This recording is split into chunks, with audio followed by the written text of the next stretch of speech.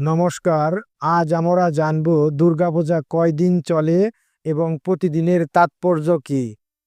দুর্গাপূজার মূল উৎসব শুরুর আগে মহালয়ার দিন দেবী দুর্গাকে আহ্বান জানানো হয়।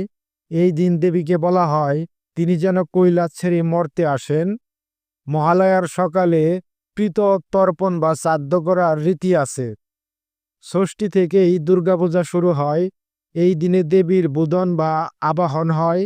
কলা বউকে স্নান করিয়ে সাজানো হয় এবং দেবীর অংশরূপে পূজা করা হয়।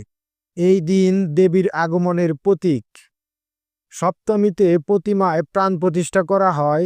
কলা বউকে প্রতিমার পাশে স্থাপন করা হয়। এই দিন থেকে দেবীর যুদ্ধের সূচনা ধরা হয়। অষ্টমী হলো দুর্গাপূজার সবচেয়ে গুরুত্বপূর্ণ দিন। এই দিনে মহিষাসুরের সঙ্গে দেবীর মহাযুদ্ধ শুরু হয়। সন্ধি পূজা বা চণ্ডী পাঠ করা হয়। কিছু জায়গায় কুমারী পূজার আয়োজন করা হয়।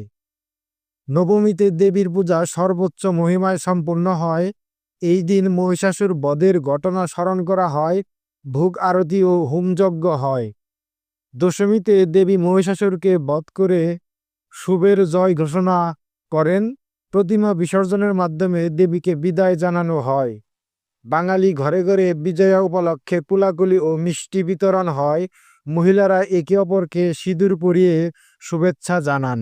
এইভাবে দেখা যায় দুর্গাপূজা শুধু 5 দিনের উৎসব নয়, প্রতিটি দিনেই রয়েছে বিশেষ তাৎপর্য।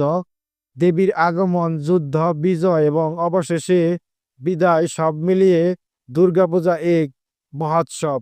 জয় মা দুর্গা।